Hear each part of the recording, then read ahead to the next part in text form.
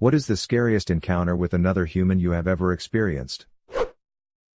Have been home invaded 3 times, once by 2 guys who had a gun, a knife, and a bottle of petrol they splashed all over everyone, and the other 2 times by 4 dudes with knives. Got stabbed one of those times, only in the hand, but they were going for my face. Luckily, I was fast enough to catch it. Those experiences were pretty freaky and taught me a lot about how savage and animalistic people can be. I was investigating a fire for an insurance company in a fourplex in North STL. North STL is a bad area. It was clearly an arson. I had 5 separate, unconnected fires. I'd been there for a while, taking photos and doing my thing. I was drawing my diagram in the building when I hear 2 guys walking by the building on the other side of the wall. I'm straining to hear what they're saying since it could be pertinent to my investigation. The 2 guys get to the rear of the building where the fire department had ripped out the wall to be able to extinguish hot spots they'd found. I can clearly see them both standing there talking. They start to kick through the debris on the ground and one starts saying how some dumb woman had snitched on his buddy for setting this fire. He starts telling the other guy about how he's going to deal with her and pulls a god-darned pistol out of his waistband. At this point, I'm frozen in fear, about to crap my pants, hoping that they don't look 90 degrees and see me standing there like a jackass. So I crouch down as low I can without making noise and wait. They continue to talk about how it's bullcrap, she told the cops on him and blah blah. Finally, a car drives by and I use the sound of it to get out of the house out the front door. Which unfortunately wasn't super quiet since most of the floor had collapsed and I was wearing fire boots. I get to my truck across the street. I'm sitting in the driver's seat trying to unclench my butthole when the guy with the gun walks around the side of the house to the front porch, sits down, and aims it at me. I turned the truck on and got the F out of there. I ended up going back about an hour later to see if they were gone because I had to finish my scene. Still top 5 scariest moment of my career so far. I was at a sleepover at my friend's place. We decided to sneak out and wander around aimlessly. We stopped at our school, which had a small patch of trees on the grounds where the older kids hung out during lunch. There was rumors of a great Playboy collection there, hence our visit. While there, my friend stepped off to the side to have a pee. A few seconds later he comes rushing back and says, "Run." I didn't know what his deal was, but as a kid in the forest with only the light of the moon, I figured asking questions was a secondary option to being left alone there. We ran until we couldn't run anymore. Finally, my friend explained that there was some weirdo looking at him go pee. He said that he believed the guy was jerking off. Being kids with a history of pranks, I thought he was effing with me. Then I looked back and saw the guy a long way back but moving in our direction. We kept running towards my friend's place and he kept following. When we got back we thought we lost him. We snuck back inside and turned off all of the lights in the basement. We laid there silently and terrified. About 10 minutes later we see something move by the window. We knew someone was out there. We stayed completely still and quiet. A minute later we hear a noise coming from a room in the basement. We both lost it and started yelling "Dad" for my friend's dad. He came running down the stairs and we were yelling "Someone's in that room." His dad flung open the door and the window was open and there were fresh marks on the wall from someone climbing in or out. For some reason he didn't call the police. He decided to stay downstairs with us for the night. I didn't really sleep and in the morning my friend's dad made me walk home with him. A few blocks away and there were a bunch of police. As we walked by, one of the cops stopped us and asked if we saw anything suspicious last night. We told him the story, which kicked off further questioning.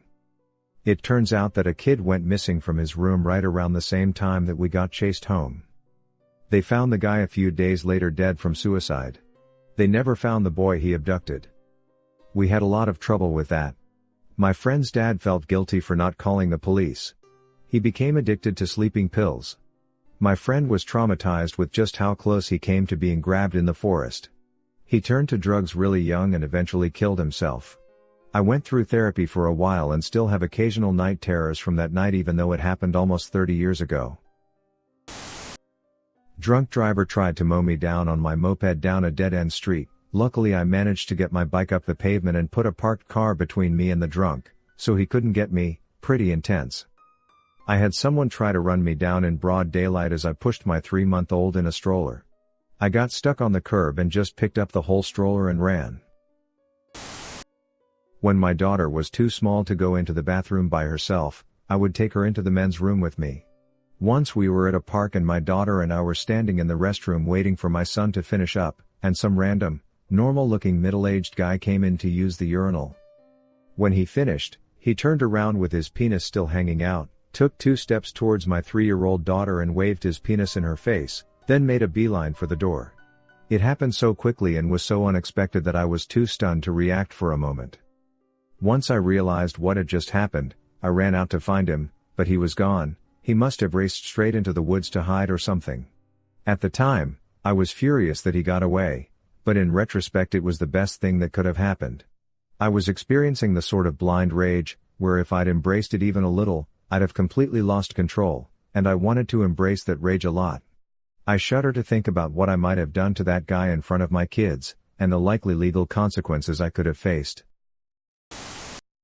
Me and my boyfriend came back at like 2 a.m. from a night out. We were both quite drunk and stumbled into the hallway to the elevator when we see drops of something on the floor. It definitely was blood. Fresh and wet. The elevator button and door were covered in bloody handprints as well. My boyfriend called the elevator, pushing me aside not knowing what would be in it. Luckily nothing except for a puddle of blood. The elevator came from the 5th floor. So we went investigating. The trail of blood ended at a door with huge hand smears of blood on the door. It took all our courage to ring, not the nicest place to live, robbery? But I am so glad we did. An elderly man opened the door. He looked like straight out of a horror movie. Covered in blood from head to toe. His gray sweater was red. His hair was wet. His shoes were filled with blood. We immediately sobered up. I called an ambulance which arrived in 2 minutes. My boyfriend went inside the flat helping the man sit down. There was so much blood I have never seen that in my life. We didn't know what happened to him until we met him yesterday properly for the first time. Recognized my boyfriend's glasses. He was drunk, wanted to ride his bike home, crashed somehow and got a huge cut on his head. He takes heart medicine which thins his blood, that's why he lost so much. If we wouldn't have rung the doorbell, he would have bled to death. He actually gifted us money and a super expensive bottle of champagne for something completely self-explanatory. I was up in my 3rd floor bedroom having just had a spliff chilling to music with my headphones on when I started to hear weird noises. Naturally I just thought it was because I was stoned, but it was weird enough for me to take my headphones off. I listened for a bit and coming from downstairs was a creepy voice I didn't recognize mixed in with John's, my housemate's, voice, but he sounded like he was in pain.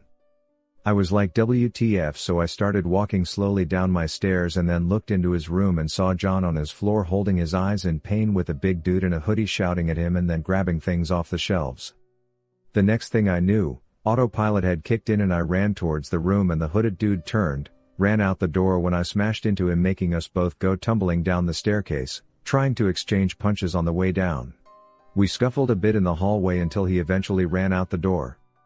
It transpired that John, who at that time was on crutches, was hobbling home and went to open our front door, when the hooded dude came up behind him and pepper sprayed him in his face, blinding him. He then took him up to his bedroom to rob him and his stuff. Poor guy had to have iPads on for the next 2 days.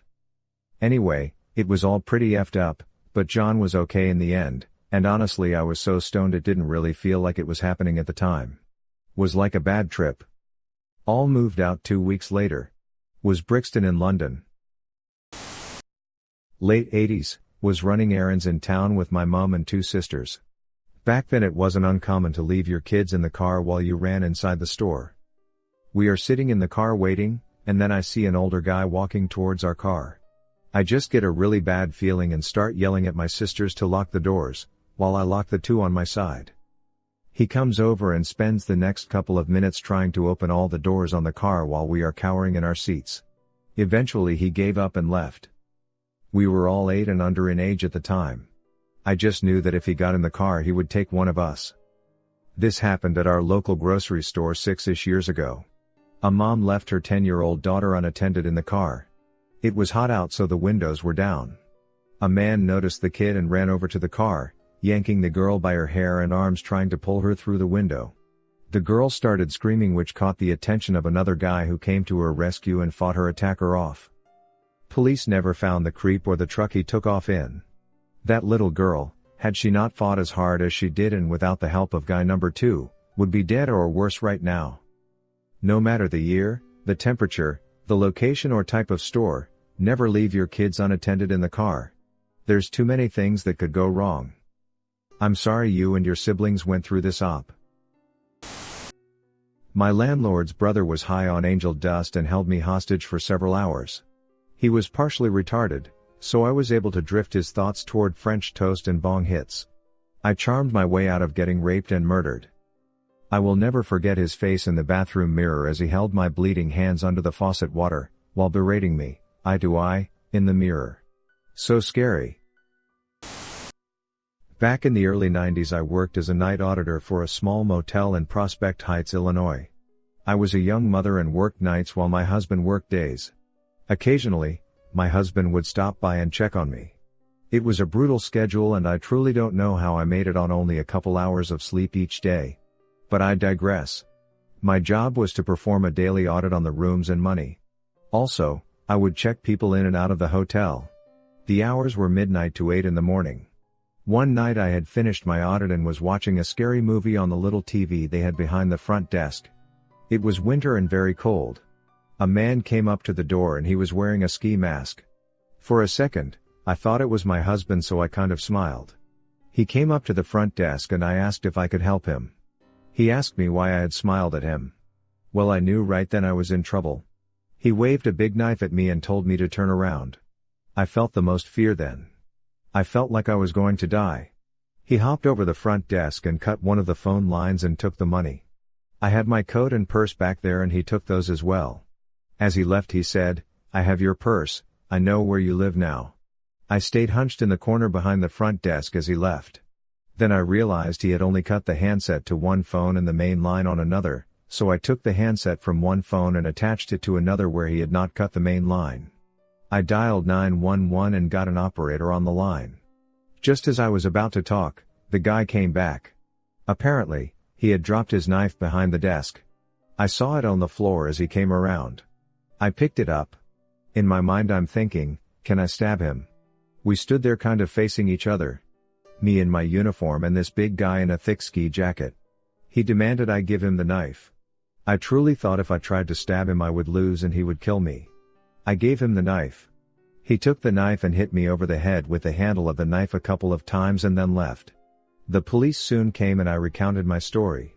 As far as I know, he was never caught. The place I worked for let me have a day off, but when I needed more, I had head injuries, they fired me. It turns out, they had been robbed a few times before but had never put in security. I did take them to court for lost wages and I won. About a year later, maybe less, I saw on the news that a night auditor/clerk at the same hotel had been kidnapped from the motel, raped, stabbed and left for dead. They caught that guy and he is now in prison. I am literally shaking as I type this. It's been so long, but I rarely talk about this or I just laugh it off like it was no big thing. Obviously it still affects me greatly. Scariest night of my life. The hotel, when I worked there, was an Econo Lodge, but they apparently changed the name soon after I left, to Forest Lodge. So when the story about the kidnapped clerk came on the news, I didn't immediately realize it was the same motel. Until they showed a photo of the motel. Then I knew and it scared the crap out of me. My father. He was a piece of crap sperm donor and the time he was barely in my life he messed me up. I remember my mother telling me to run when he came home angry or drunk, to lock my bedroom door and turn on the TV. I could hear him screaming, breaking things, beating up my mother, banging on my door, trying to bust in. Police coming, my mother crying, him being back that same night or next morning and hit repeat. Sometimes she couldn't do anything and I would be involved, and he would use me as a punching bag and I would be thrown around like a rag doll. He would rip my mother's clothes off and force himself on her in front of me.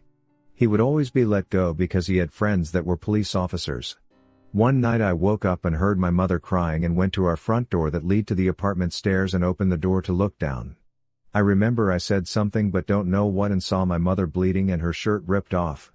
He came up the stairs and I looked up and remember him punching me hard, not sure if he punched more than once but remember my head hitting the coffee table and nothing else. I don't remember what happened days after or anything, but remember the judge giving my father weekend custody of me and me crying whenever I was forced to be with him.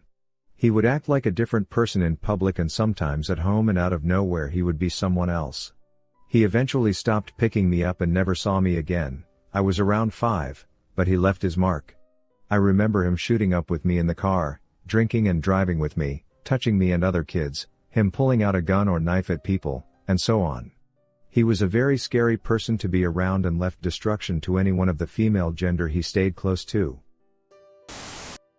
Was trying to take my girlfriend to the hospital since we thought she had appendicitis or something. It's like 12:30 a.m. on a Sunday in Fayetteville, NC, which, if you don't know, is an absolute crap hole.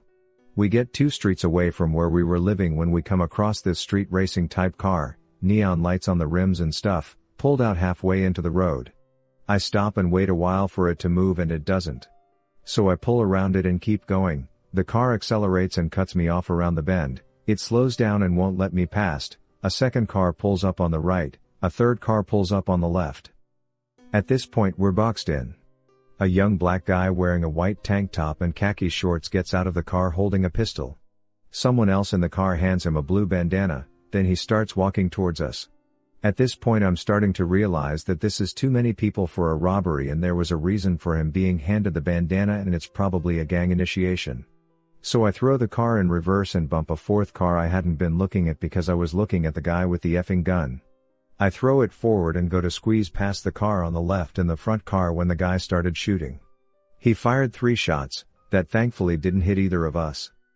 It's important to mention that at this point we're on sort of a back road a bit away from a 4-way intersection with a stoplight. Across the street there's a shopping center with a 24-hour grocery store across the street. I speed through the red light with the intention of going to the store and asking for help. Before I can make it across, we get T-boned on the passenger side by a completely unrelated vehicle that was going 55 miles per hour. Car span out, ended up on the side of the road and was totaled. The guys in the cars effed off once other people were involved. I ended up getting a traumatic brain injury and whiplash from the car accident and was paranoid as hell for a very long time afterwards. Girlfriend ended up mostly okay, some bruised ribs and whiplash as well. Watching TV when I'm suddenly face to face with a SWAT dude pointing a pistol at my face. Anonymous call/wrong address that nearly got me shot. Shake my head. This was before swatting was a thing, by the way.